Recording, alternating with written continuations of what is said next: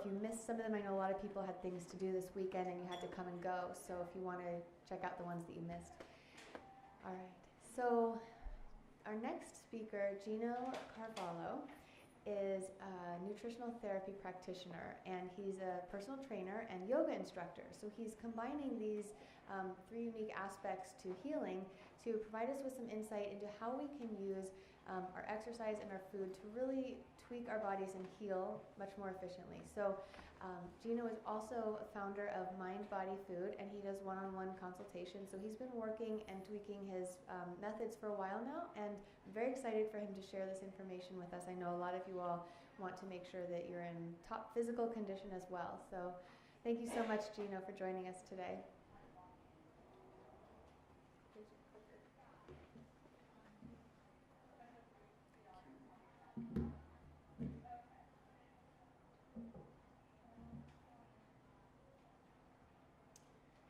Hello, I'm Geno, and as Robin said, I've been working as a trainer for the last 10 years in Los Angeles, and I've probably completed around 15,000 training sessions in that time, working with people from all different walks of life, including kids programs. I had a nonprofit organization that put trainers in elementary schools working on childhood obesity.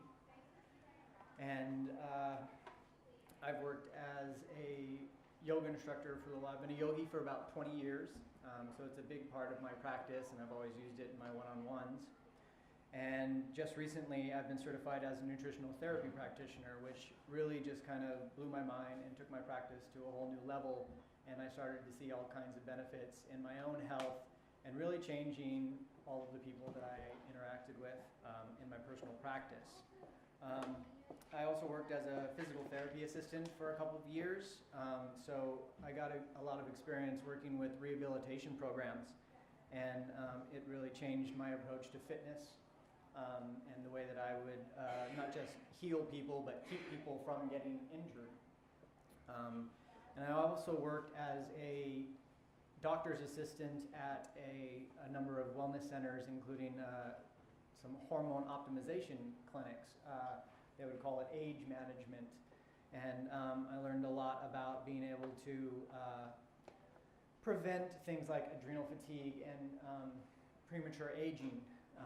And it's been something that I've been able to incorporate in my practice to make a big difference in people. So today I'm going to start out talking about how we can tweak your exercise routine in order to heal your body.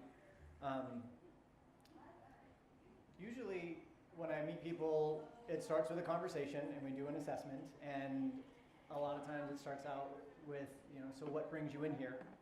And it's often an aesthetic goal if someone's not broken, right? And the aesthetic goal, as they explain it, usually goes, I just want to lose this right here, or this right here. Or everyone has something, right? And they're usually not very shy about showing me exactly what those things are on their body. And I usually have to have a conversation about plastic surgery at that point. And I say there is no such thing as spot reduction in fitness. But when you improve your nutrition and your muscle mass, you're usually pretty happy with the results. And it's your own body. You own it. You're not trying to match what you saw in a magazine. Ambitious goals may require a drastic change in your quality of life. And when it comes to tight buns and six-pack abs, they sound great, but you have to consider exactly what the trade-off is. And you want to ask yourself what quality of life is right for you. Losing the first 10 pounds is very different from a bikini season type goal. And I encourage you to balance the body that you want with the life that you enjoy. I also hear a lot of times, I'm here so that I can just eat whatever I want.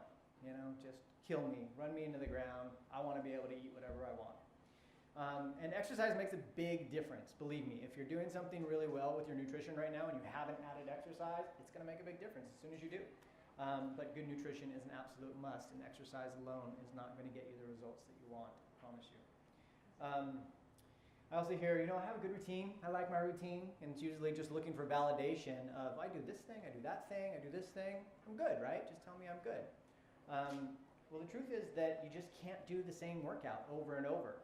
And you must have variation, including things that you might not like, but there are some ways that you can kind of make that fun. And then another very common thing that I hear is, my doctor says that I got to be here.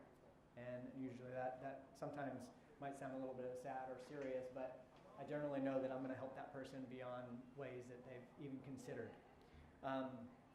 So I usually start with the basics, and it is to master mobility, just being able to move efficiently. If you just start exercising and you're not able to get into certain positions, it's a recipe for injury. And the cycle of progression for mobility is first working on mobility, range of motion, and joint balance, essentially. And then we strengthen within those range of motion. And then we work on performance-type goals later on, if that's a goal that you aspire to have. And then that performance for longer durations and endurance. The two principles that you see here I got from Nutritional Therapy, which I use constantly now, and I think it sums it up very, very well. And that is that we aim to eliminate whatever stressors we have and strengthen the weaknesses. Always consider the contraindications. So if you're just starting a workout program and you have any of these conditions, a heart condition, trouble balancing, dizziness, fainting, recent bone or joint trauma, or if you are, or if you think you're pregnant, starting a workout might not be the right time if you're pregnant. It doesn't mean, you definitely want to have a conversation with your doctor. It doesn't disqualify you from exercise, but you might need some assistance in order to prevent any further complications. So I work a lot with injuries, and the question that we're always asking is what does the body need? Do you need to pull back and rest, or do we need to work through something? So if you've gone through a period of very intense exercise for a long period of time, then chances are that you probably just need to stop and back it off. There are some things that you can do that can keep things going, keep things moving, but definitely intensity needs to drop down. You need to honor the needs of the body and rest. So we're always looking to address old injuries as well. Old injuries still require a rehabilitation. You probably have some type of compensation that's going on because you've been hiding or protecting an injury, and now we need to figure out a way to balance those muscles before you're able to really jump into something really kinetic. You know, if you have an old injury and you're jumping into classes, it's really hard for you to avoid having any type of injury. Or accelerate to exacerbate an injury. And of course, whenever you're going through recovery, proper hydration, post-workout routines such as icing and stretching are exponentially more important. They're important to do on a regular routine anyway. So I'm constantly having a conversation with everyone that I work with, and we're trying to figure out exactly what are the goals that we're trying to achieve, and sometimes those goals are changing as we're working. We realize that we actually want to work on something else. We have epiphanies as we get started. And we're always trying to figure out exactly what is the obstacle that's getting in your way. Sometimes it's physical, and sometimes there's just a mental approach that can be shifted as long as we have that constant dialogue. Not a lot of people bring focus into their workouts, and they're just going out there, just make me sweat, just get this time over with so that I can move on to the next thing. And I don't think that you get the same benefits that way. If you're really looking at what you're prioritizing and you have a long-term perspective, then you're definitely going to be able to achieve your goals, at least a lot better. Good trainers and good coaches are constantly assessing. We apply something and we see if it worked. And if it did, then maybe we'll continue with some type of addition. And if not, then we have to try a different approach. But constant assessment is necessary when you're working on a program.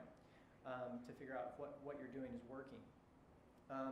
So immediately, I can tell you, I can help with goal setting. I say, look, you're going to feel better. We're going to relieve stress, improve mood, boost energy, and improve sex. Sign me up, right? One of the things that I think is very undervalued is the improvement in strength, especially core strength. As soon as you strengthen the core, all of your movement is going to become a lot more efficient. Whether you use it for work or whether you're using it for recreation, just getting around, strengthening the core is going to improve everything else in your body. The long-term goals, of course, improved health, and we take a look at these biomarkers like resting heart rate and blood pressure and weight, of course, and sometimes we'll incorporate some blood panels and look at A1C levels, for example, because of course we've been working with nutrition. But body composition is the thing that we work with the most in fitness, and it's a really good indicator of how much fat to muscle we have. So even a moderate improvement in body fat percentage can have a major benefit in your general health. So getting an idea of what exactly your body fat percentage is and where you think you want it to be is going to help you in the long run. And when I'm setting goals, I have to find out, what do you like? What is it that, what is it that's going to be able to be the carrot at the end of the stick for you? And I like travel. For me, I think seems to work a lot of times. Like, go do something, explore, travel. Choose a goal that's going to bring some more joy and adventure into your life, and then you work to be able to enjoy that thing physically. We're always taking body types into consideration as we're setting our goals. So of course, structurally, we are all different. We honor the bio-individuality of each person. So we have large structures like endomorph and smaller with ectomorph. We always want to make sure that our goals are in line with that and we're embracing the body that we have. We do not use body mass index. It's a very dumb number. It's really just taking height and weight, not taking into account muscle density. We do consider weight, but like I said, once we start improving strength and muscle mass in people, that density of that tissue is going to increase your weight. And if we've decreased your fat as a result of that, then maybe a minimal amount of weight loss is great, or even if your weight doesn't move that much. A general healthy body fat percentage that we use is, for men, 11 to 22%, women, 22 to 33%, and those are general numbers. That might not be the right numbers for you, so you're always looking for the right goal for you, and I suggest getting help setting that goal. There are a lot of trainers out there and different doctors and professionals that will be able to help you get an idea of what exactly the body fat percentage that's right for you is. So everyone wants to jump right in, but warming up is crucial for preventing injury, and I promise you, you're going to get a much better workout. Every professional athlete does this. Quick dynamic stretches will help prepare your joints for exercise. Long static stretches are actually something that we save for the end of exercise unless there's something that we really have to work out. You don't want to stretch a joint and possibly compromise a joint and then put a load on that joint. It's a good recipe for injury. I also encourage self-myofascial release, SMR, and that's the foam rolling that you do. You see these foam rollers in gyms all over. It's really great for preparing muscle tissue for exercise, and it can also help to balance your joints out a little bit because you might get some self-adjustments as you're rolling around on rollers, rolling your backs and arms, especially troubled areas where you feel knots and things like that. You can do your foam rolling throughout the workout too. Sometimes you need to once you get a little bit warmed up, it's a lot more effective. I also think that in that warm-up is the time where you kind of shut out the rest of the world and just be able to focus on yourself and set an intention for that hour. So maybe, you know what, I am going to just focus on using my breath right and getting that core work. And if you have an intention for each exercise, you're going to see more and more progress. The definition of cardiovascular fitness is essentially the ability of the lungs to take in oxygen and absorb it into the bloodstream and then pump it out by the heart to fuel movement. So the immediate benefit as soon as you start engaging in cardiovascular exercise is that you're going to have improved circulation. And that's going to benefit all of the organs in your body, including your brain. It's an immediate change. When people go from sedentary lifestyle to working out just a little bit, getting a sweat, they say, man, I really feel better. I really feel great. And you can get that in the first week to 10 days, promise. 20 minutes is all it takes. 20 minutes with frequency, not just 20 minutes and you're good. 20 minutes, say like 2 to 3 times a week minimum. A good goal is to find a target heart rate. And the way that we do that is, so 70 to 85% is the target I like to give people. The way we do that is take your age minus 220 and then you multiply it by 70%. And it's a good general guideline. It might be something that you have to work up to. So keep that in mind. So the basics of weight training or resistance training deal with variations in repetitions. So in order to improve strength, we use a little bit higher repetition and a little bit lower weight. And in order to have hypertrophy, which is muscle growth, we're going to do a little bit lower repetitions, and we're going to work with a little bit higher weight. And we also work to failure. We get to the point where you can't do a movement anymore, which often requires that you have someone spot you. So you might want to work with a trainer or at least a buddy when you're doing hypertrophy training. We isolate muscle groups in order to balance things out and strengthen your weaknesses. And whenever possible, I encourage you to combine your muscle groups. I always start with body weight, and I think that you can make body weight just as hard as anything else. And always we're working on mobility first. How well are you moving? So like I said, start slowly with basic movements and bring awareness to the actual muscles that you're trying to work. We sit on our bottom all day long in the car or at a desk, and then I'm going to ask you to do a lunge or a squat, and it's very possible that the glute is not going to fire when we're asking you to complete this exercise, and you're going to compensate with a different muscle.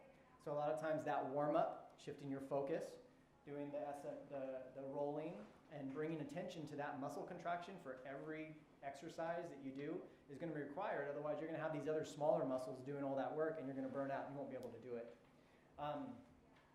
It's also, when you first start working out, it's the connective tissue that gets strengthened first. So it makes it a lot easier for you to injure yourself if you go too intense, too fast. And connective tissue like tendons and ligaments take much longer to heal than a soft tissue injury like just having a muscle problem. So it's important to have the proper form in order to recruit the proper muscles. This is my favorite form of training, and that is balance training. We work with what's called proprioception. Proprioception is your unconscious perception of movement and spatial orientation arising from the stimuli within the body itself. So your body's awareness of itself in its immediate environment. Balance work adds a lot of great complexity, and it will demand focus. So if I'm working with someone and I can tell that their mind's not in it, or if you're working if I'm working by myself and I know they're not paying attention to what I'm doing, I make myself lift my foot up, and immediately I have to be present or I'm going to fall over. So that's what equilibrium is it's your center of gravity over your base of support. And the way that you can challenge that is you just shrink the base of support. So and if you have problems keeping stable, then you would increase the base of support so that you can complete movements. To challenge yourself, just shrink the base of support, yes. And then you can add complexity to the movements after you start getting better and better with small base of support. Don't be afraid to fall, but be safe. So if you're working alone, you want to keep track of your progress. Keep a journal and just record things as you go. So record your dates, what exercises, and some of the details. I think it's really, really helpful as you're trying to figure out exactly what changes you need to make and what's working for you and what's not. Measure whatever you're working with. If it's speed, if it's resistance, if it's duration, or the complexity of what you're trying to accomplish. Keep yourself accountable to that thing. It's most important to add variation to what you're doing. You just, like I said at the beginning, you can't do the same exercise over and over again. The body will adapt, and it will begin to it will take less effort for you to complete these tasks because you've already learned it. So you have to add an extra weight or an extra component of the exercise, like shifting your base of support. The body moves in various ways, and you want to make sure that you incorporate all of those ways. A lot of times everyone's just exercising in a front, forward, and back motion, and it's really important to incorporate lateral components as well as rotations and a vertical component. Combine movements to have more challenge. So you can move to the side while you're pressing it up, and you can add rotations, and it really changes the dynamics of your exercise. Of course, you'll start with the basic movements, though, but explore and try new things. I highly suggest that you consider seeking out a fitness professional to get you started. Fitness professionals will assess your current state of fitness. A lot of times we have a different idea of where we are than what someone who knows better might be able to diagnose. They'll design a specific program for your needs. So your strengths and weaknesses, cardiovascular, muscular, body composition. They will keep you safe, they will keep you accountable, and you're more likely to get results. You'll try new exercise and equipment that you never would even try on your own. And I suggest that ask around and find out who's a good trainer. They come in all different skill sets, so you'll want to find a good one. So ask your friends, and you can always check around on the internet to look at reviews, and I'm happy to give referrals as well. Group fitness is fantastic. It provides you with a dynamic, competitive, supportive environment with social engagement, which I think adds a whole other level to exercise. Otherwise, sometimes people can think of it as too solitary of an activity. And you'll be able to try a lot of different styles by going to these classes. However, you may require a little bit more personal attention. And the ratio is not always working to your advantage. So if you're new to fitness and you're working in a class of 50 people and there's one instructor, it may not allow you to work on your weaknesses and to personalize the experience. So you can easily go and see a personal trainer for a short period of time, gain a certain level of ability, and then branch out from there. Boot camps are happening all over the place, and that's one of those quick ways to get in. And I think that you're going to want to look for boot camps that are small. If you have a boot camp where you got one instructor and you're running all over the place, it might be fun if you have a bunch of friends out there, but to really make progress, you want to have a tight ratio, 1 to 5 maybe, a couple people, a couple friends, hire a trainer together in a group. Free weights and kettlebells are probably the most effective way to change your body composition. They are not always that dirty. Suspension training, I really love TRX. It's really great for beginners. It actually, because it takes a little bit of your body weight out of the equation, so you can get a little bit deeper range of motion from time to time. You can buy these online, and you can work on them at home. And then, of course, if you can find a trainer that'll actually show you some amazing tricks that you can do on them. I really love suspension training. It'll also help with flexibility. Pilates is fantastic for either workout or rehabilitation. I worked on a lot of Pilates equipment when I was working in rehab. One-on-one Pilates incorporates a very refined and safe approach by a highly trained instructor. There is some variation with Pilates instructors too, but generally most of the Pilates instructors I know have been really great. Joseph Pilates was a boxer, so this is his great shoulder thing, and then he worked a lot with dancers. So there's a great combination of body control and emphasis on core strength and dynamic range of motion. Private instruction for Pilates is much better than the mat classes, I would say, but mat classes are a great point of entry if you need to have something that's pretty gentle and you just want to increase your core strength and body awareness. I'm a yoga instructor, so I'm very biased about yoga, but one of the things that I think really sets it apart is that it incorporates breath work, and some other trainers and instructors may do this, but yoga does it in a way that really provides a meditative component to your exercise, and you can really sync the mind and body by working your diaphragm and your abdomen with your motions. Yoga can actually slow down your metabolism, especially if you're not taking very intense yoga classes. So beginners may want to complement it with a little bit of cardiovascular work as well. Not just walking and hiking, but a little bit of sweat. But you can take classes and you can get yoga instructors to come and teach you one-on-one and teach in small groups too.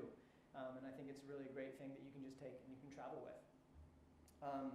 The unfortunate truth about flexibility is that we just lose range of motion with age. But fortunately, if you work on stretching, you can not only prevent the loss of range of motion, but you can actually increase it. But flexibility needs to be balanced with stability. So sometimes I see people that are really, really bendy, and it's great that they have range of motion, but you can be susceptible to injury if you don't have proper joint integrity. And usually a little bit of strength training will balance that out. Good. So high intensity interval training is kind of the most popular thing in gyms right now, and for good reason. I think it makes a big difference. At the hormone clinics that I worked at, where they were working on age management and hormone optimization, this is the program that everyone walked out with, and we worked on trying to cater it specifically to your goals. So it's a higher level of intensity, as you can see, so 85 to 95% of your maximum heart rate for short durations. And it must be incorporated with a recovery phase. You don't want to get up and stay up. You have to come up and down in intervals. We also want to incorporate fast twitch muscles, so there should be something that's happening kind of quickly. And it's an advanced form of training, just so it's something that you do after you start working on mobility and strength, and this is where we get into kind of the performance side. So you want to work cardiovascular and resistance in tandem. Long durations of low intensity cardio burns both sugar and fat calories, but it's mostly something I encourage people to do for pleasure or for performance, like for triathletes or marathons and things like that. Otherwise, it can actually work to your detriment if you're doing too long of a duration of just cardio. 20-minute cardio sessions, like I said, that is kind of optimal. And then go and do some resistance training and work on strengthening your muscles. Resistance training has been shown to increase both your fat-burning muscles and your fat-burning and muscle-building hormones, HGH and testosterone. And that's kind of what we're aiming for with the high-intensity interval training at the hormone optimization clinics. That also provides us with a little bit of a boost in our metabolism after you're done with the exercise. So if this is part of your normal routine, not only are you going to get a big calorie expenditure for your exercise, but your metabolism is going to be a little bit higher throughout the rest of the day. And if you keep this as part of your routine, then you're going to be a little bit more efficient in burning calories. The other thing is people will often just walk right out of the gym, get in the showers, jump into the car. Cooling down is really important and part of that recovery process. You may not think that right away acutely, but over time you'll say, wow, man, I don't know why I don't have that joint balance that I used to have. So it's much better to just cool down and work on some static stretches and maybe that foam rolling in order to balance your joints than to stay working for that last 10 or 15 minutes in order to grind it out. I promise you. The gym will still be there. Whatever it is you're working on, you can come back to it. Begin rehydrating immediately and take some time to restore your heart back to a normal status. Never drop from a high intensity state down into some type of forward fold in order to avoid cardiac arrest. Schedule your recovery as well. So when you're working on a workout schedule, if you really want to change your body, it's important that you interrupt the recovery process before you recover all the way to the point that you were at before your workout. So you begin a workout and you've improved. You've asked your body to get stronger. And then you start recovering, which is important. It's important to have at least 24 hours of recovery for that. And then before it recovers all the way, and you want to intercept with another exercise in your cycle of the week. If you get all the way to 72 hours, you've pretty much recovered all the way to the point of that before that first exercise, and you're in a maintenance plan. So you can kind of get an idea when you work out for that first workout and you feel sore. Well, you don't want to work out again while you're still sore because we need to recover. But once that soreness starts to kind of fade a little bit, that's when you interrupt your recovery. So you schedule that type of recovery. In 72 hours, that's just kind of like maintenance. I like where I am, and I'm just kind of checking in. Fueling your workout, of course. I'll talk a little bit more about hydration and nutrition, but it's really, I find it impossible that it's so hard to get people to drink water, even at the gym. But choose water over your sports drinks. It's said that we have this anabolic window after our exercise where between 20 to 40 minutes, it's considered optimal for building. You did just put your body through a lot of stress, and we do need to rebuild. And for that time, it said that you may even be a little bit more tolerant of sugars and things like that that would otherwise be immediately stored. And low carb diets might make it difficult for you to perform high intensity exercise and long durations. So you need to gauge that diet and fuel your workout appropriately. Everyone's a little different. So as nutritional therapy has always taught me, I like to come back to these two points, and that is that I eliminate the stressors. So you're always working in a pain-free range of motion.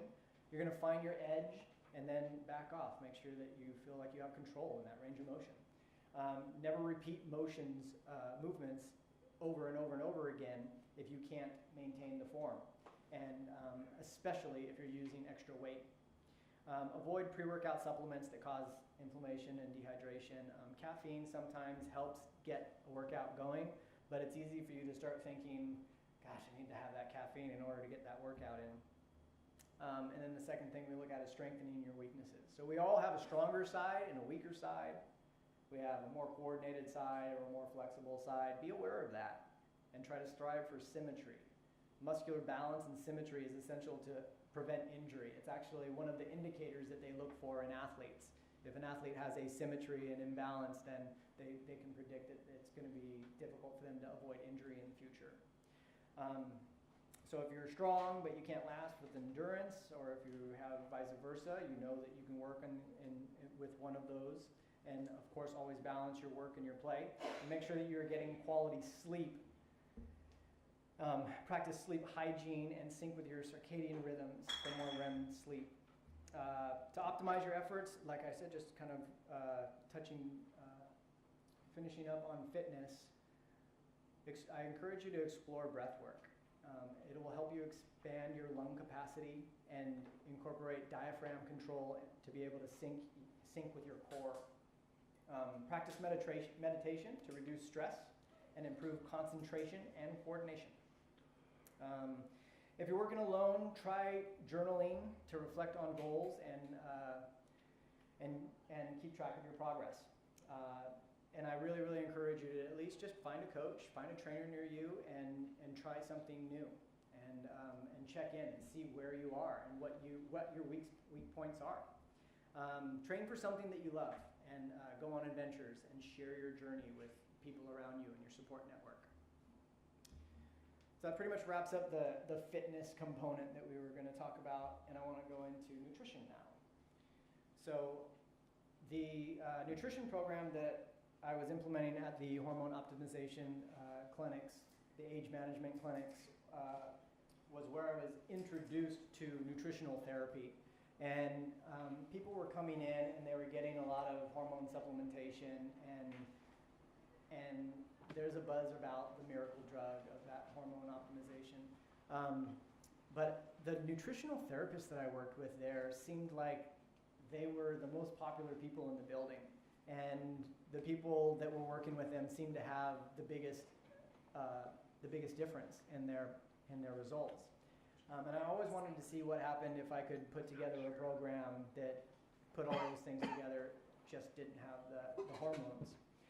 So in nutritional therapy, we recommend, we have nutritional recommendations to balance the body chemistry and to achieve optimal wellness. We honor the bio-individuality of every person, and we know that what works for one person is not going to work for everyone, and that there are many diets that might work for different people. So we're not stuck on any one fix.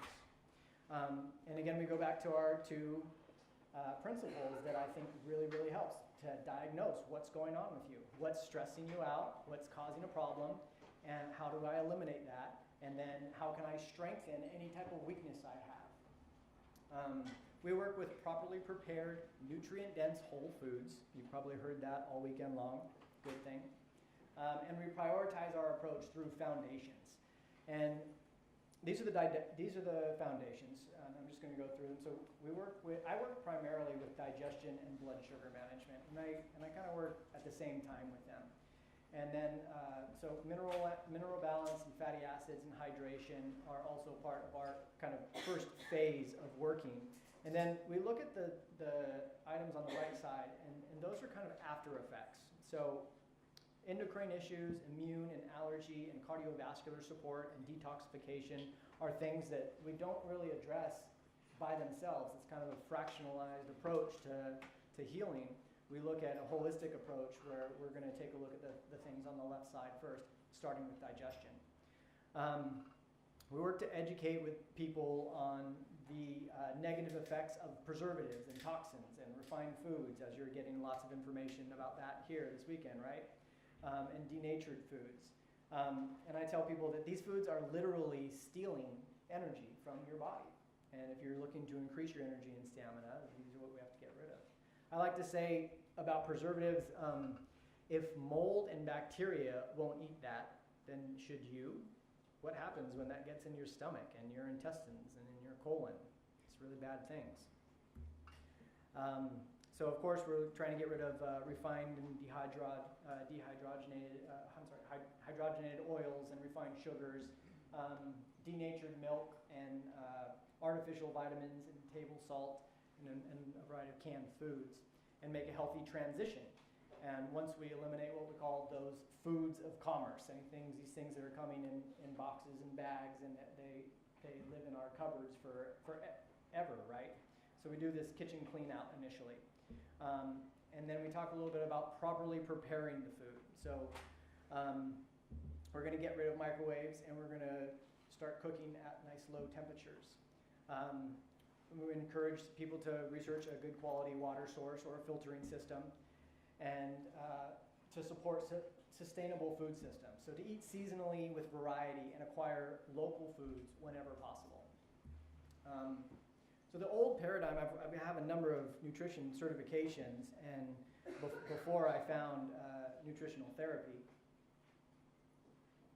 and their paradigm was always calories in, calories out, which basically estimates the total calories that you should consume based on your weight and your behavior, and attempts to change that by increasing the number of calories out through exercise or behavior, and then decreasing the calories that you consume by what you eat.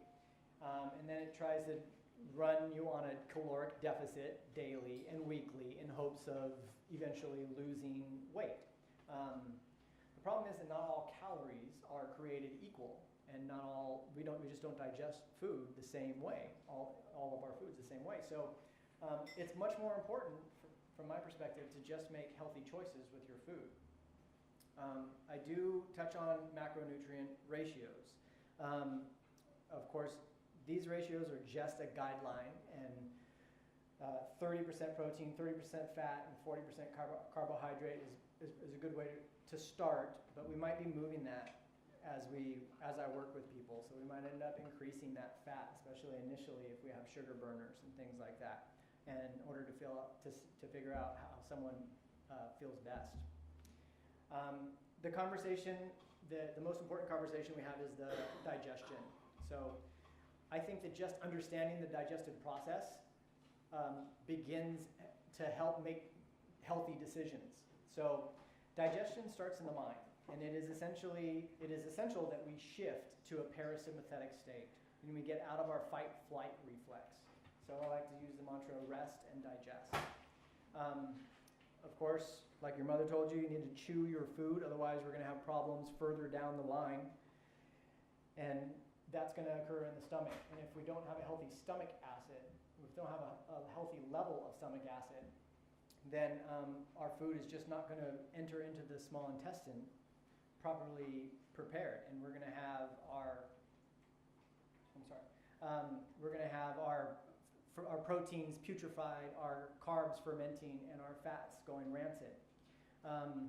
So we also want to make sure that we're producing healthy bile for the gallbladder by eating proper foods, and also we're looking at having healthy gut flora throughout so that we can absorb nutrients and recycle in the intestines and the colon. So this is kind of an example of how it might go wrong. One of my instructors liked to put this up. So it was a Big Mac puts you on Zantac, which puts you on Prozac. So if you're eating while you're on stress, or you're driving in the car, or whatever it is, and you're multitasking, you're mindlessly eating, you're overeating, you're inhaling, you're not chewing, yum yum, right? You're consuming denatured foods, and they're getting into your stomach, not properly broken down, and then you they're meeting a low level of stomach acid. So they end up fermenting and putrefying and going rancid. And when you end up taking Zantac for something like that, or a pharmaceutical like that, but you still have inflammation, and you still have maybe a leaky gut, or diverticulitis, or Crohn's disease, or problems with your microflora. And then that gut dysbiosis has often been linked to depression. So Big Mac puts you on Zantac, which puts you on Prozac. It's a vicious cycle. So to avoid stress while eating is important as we work on the solutions. I say that it's really important to reconnect with the joy of eating and chew your food and savor your food. You know, shut off the TV, put on some nice music, have a nice conversation, find friends, have good company. Eliminate the foods of commerce and the processed foods so that you stop fighting the food in your stomach, and test for allergies and sensitivities. And I'll get into that a little bit more later on. And we're going to include foods that actually help digestion. So fermented foods, broths, GAP protocol, and gut healing herbs and supplements. So the conversation quickly moves to sugar, because sugar is the biggest issue that I run into with all of my clients. Of course, we know how addictive it is. The next slide kind of talks about how it becomes addictive. But if we look now, we see that over 135 pounds in annual average consumption, and 20 years to 40-year-olds was considered the highest age group. So they're eating even more than that. Of course, we probably all know people with these types of blood sugar disorders. Hyperglycemia is usually where it starts. We at least feel some of those symptoms. And they're progressing now to the point where in the last few years we've been associating Alzheimer's disease as a type 3 diabetes. And of course, while all these things are going on, our blood sugar hormones are out of whack. Primarily it starts with your insulin and glucagon, and then that leads to cortisol and your adrenal fatigue. So the way that we get hooked with the addiction is that, of course, it stimulates our palate, and it's fast fuel for the brain and for the body. So we get this nice little high going, but it burns up quickly, just like kindling, and it's gone, and we need to go and find some more. So it stimulates perpetual cravings, and we have these blood sugar spikes and crashes, and spikes and crashes, and spikes and crashes, until someone just crawls into my practice.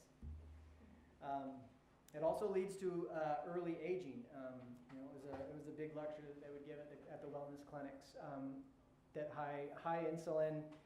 So if you eat your sugar and you end up getting that high insulin spike, especially early in the day, you're kind of in this fat storing mode for the rest of the day. So a lot of times in our practice, we prevent people from having even fruit until a little bit later in the day, like after lunch. Of course, you're going to get glycation of your proteins, which impedes the function of the proteins and some of your cognitive function. They become sticky. And then it's also associated with vascular disease and plaque buildup and the narrowing of the arterial walls. And like I said, all of these lead to such fatigue that they come in with this adrenal fatigue. And some of the symptoms of that are excess weight around the belly and the hips, a decreased sex drive, increased PMS symptoms, sleep irregularity, low productivity and inability to manage stress, light headaches, and mild depression, sometimes a severe depression. Sometimes, these symptoms are much worse than this. We've also seen instances of premature andropause and menopause. 20-year-olds coming in looking to get hormone supplementation, 30-year-olds coming in to get hormone supplementation because they don't have testosterone, they can't reproduce and things like that. And overworked adrenals, which is the result of that blood sugar management inefficiency, are usually what's bringing all of this on. The good news is, though, if we support the adrenals and we change these behaviors, including nutrition, exercise, lifestyle, stress, and sleep, you can actually prevent and reverse a lot of these effects. So we look at what does it take to optimize our hormones. And the first thing we do is we address our foundations, and we go back to that digestion to make sure that we're actually being able to break down our food and gain the resources required in order to fuel all of the organs that are going to be balancing out our endocrine system. Any attempts to normalize hormone balance is futile until blood sugar and adrenal issues are addressed.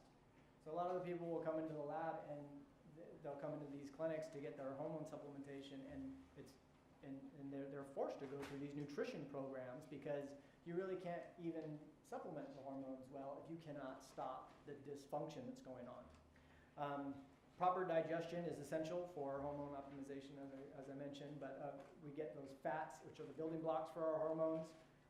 Our endocrine glands are highly dependent on the minerals, so we need to be able to digest all those minerals and have them available to us. And we just need to take that whole holistic approach. So bioidentical hormone replacement is very necessary and helpful to people, and I've seen the effects with people that have come in and out of the clinics that I worked with. But once you introduce bioidentical hormones, they can interfere with the body's natural negative feedback loop and impede the body's ability to improve hormones on its own.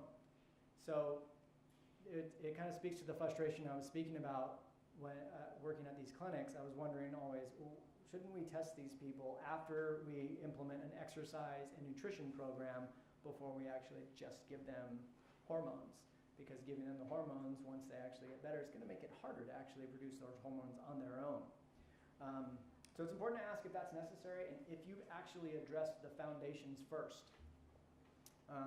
Usually what I do is I put people on an elimination diet, an elimination phase. About 2 to 3 weeks minimum, I like to put people on an entire month.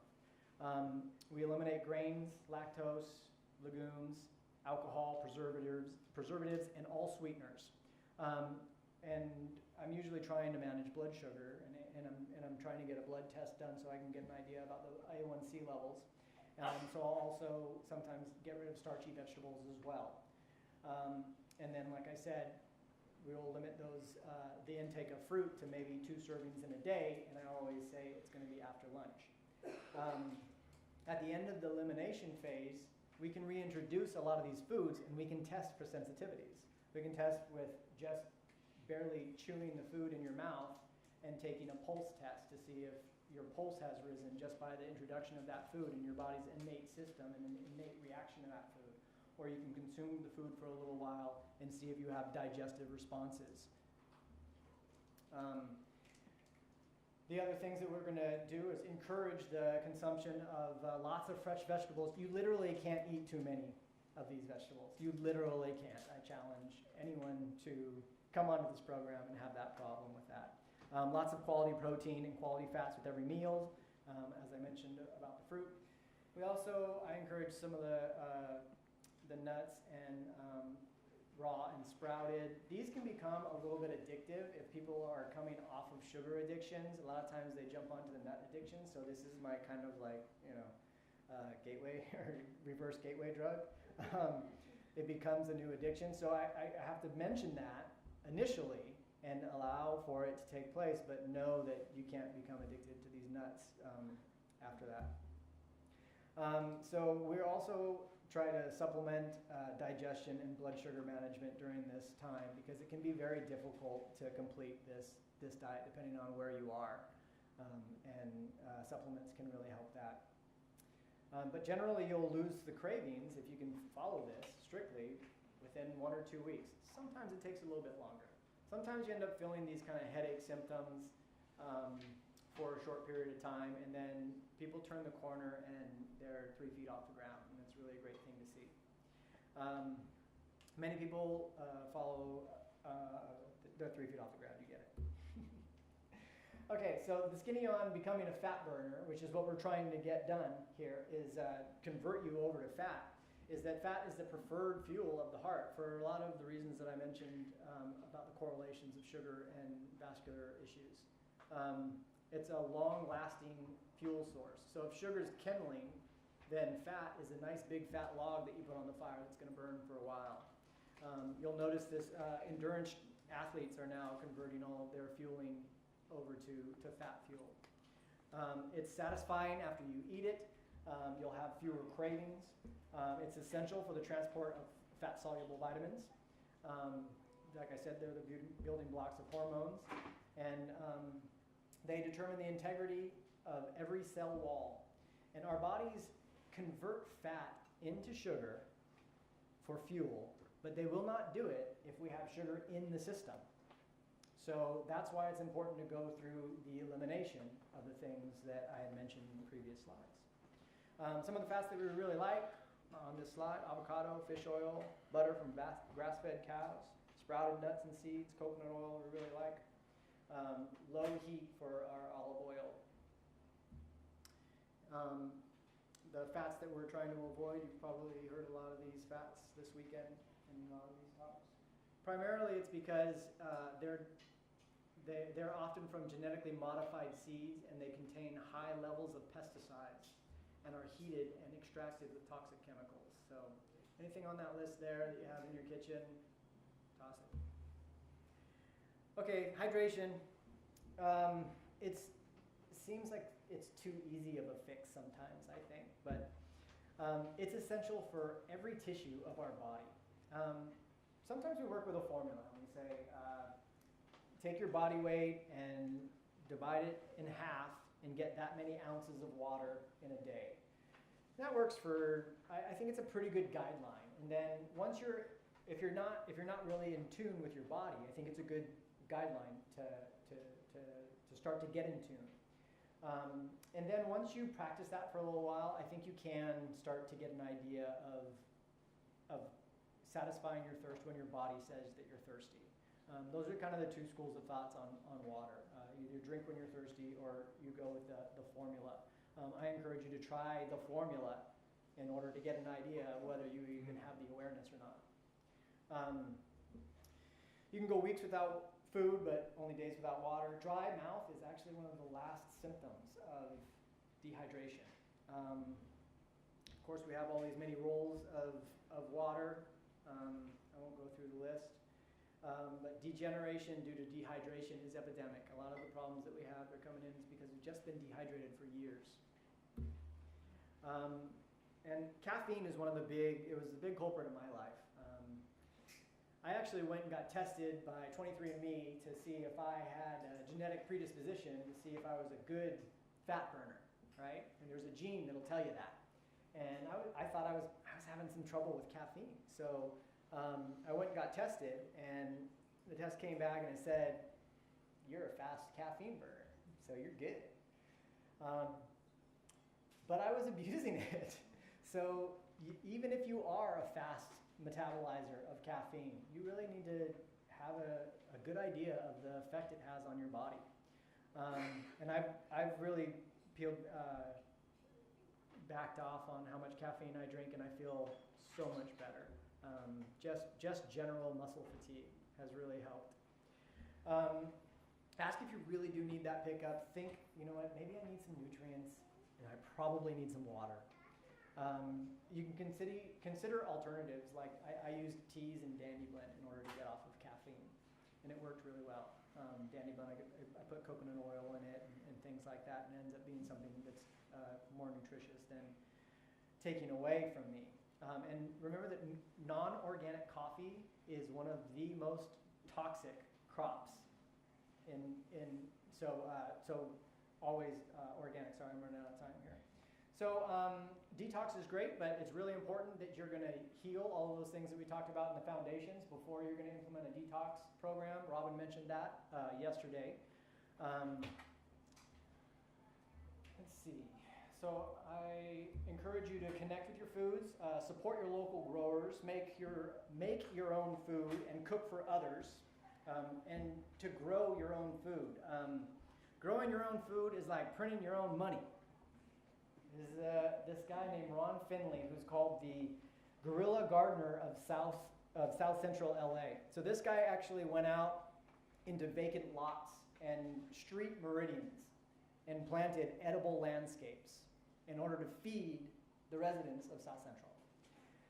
He didn't ask anyone about doing that. He just got shovels and got a bunch of people and got some seeds and started planting them and started eating off of them.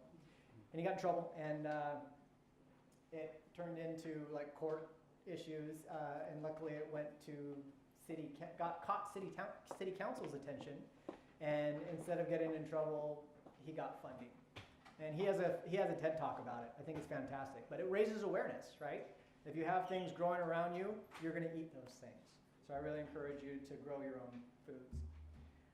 So we're going to eliminate our stressors with all the things that I talked about. We're going to strengthen our weaknesses. I encourage you to get sun, sleep, sex, sing for happy vibrations, dance away your dread, and most important, share your wellness with the people around you. Thank you very much. Does anyone have any questions?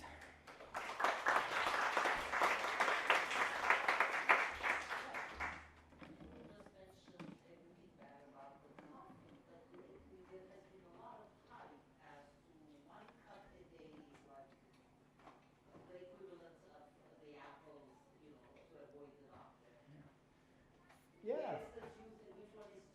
Yeah, which one is true? And for who? So what are you coming at it with? You know, if you are already a coffee addict, and we're going to, sure, no, but I'm just speaking general, hypothetically. So let's say someone is a coffee addict and they're drinking all the time and they hear this news and they're thinking, well, I can have my 1 cup of coffee a day. And then how much does that slip? How honest are we being about that coffee? You know, how dense is that coffee? And what's the reaction that it has on our body? And like I said, you can get your genetic testing done and get an idea of something a little bit more specific about how you personally manage caffeine. And that might be a little bit better way to go. But I like it every once in a while too. I mean, I more than like it. You know, I love caffeine every once in a while. And I think it does give you good pickup, but it's an easy thing to get hooked on, in my opinion. And I see people, you know, I'm always having people come to me, and I'm having to assess their general level of energy. And we're having a conversation of what led to that. And I often find that caffeine is more on the negative side than it is the positive side in my practice. Anyone else? Suggested exercises for me. I can no longer do exercise. I belong to a community at work where we all meet in someone's room and we exercise together as a community. I can't do that anymore because I can't get on the floor. So suggestions? I was thinking yoga. But Yeah. I would have to do that in my classroom. Yeah. And is that enough? Well, generally, if you have a knee problem, you need support on either side of it as well. So we need to make sure that your ankle, that your foot is actually working in the right range of motion so that the right angle is being given to the knee to carry the load.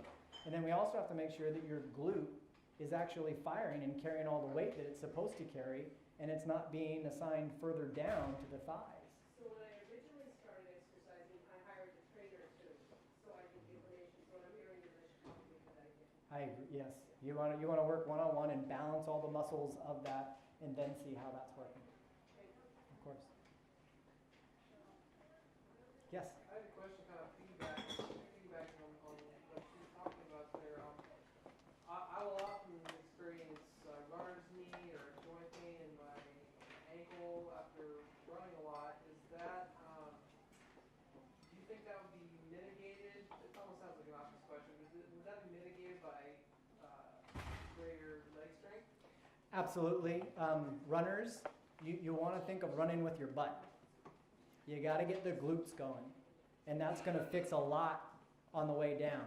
You got to make sure that you're striking well with the ankle and that you have enough mobility with the ankle in order to carry the run. But the power comes from the glute. And hopefully, if the glute is what's powering the run, you're not going to have as much joint pain.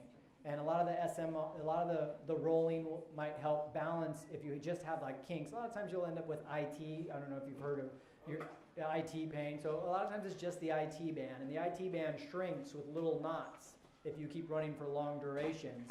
And rolling on it supposedly stretches it out, but it takes a lot of rolling to stretch it back out. So how much pounding are you doing versus how much rolling are you doing? And you want to think about that kind of ratio in order to get that healing. But I really encourage you to get as much glute strength as you possibly can. Slow down a run, shorten a run so that you get a real efficient stride going so that it feels good, and then start working wider.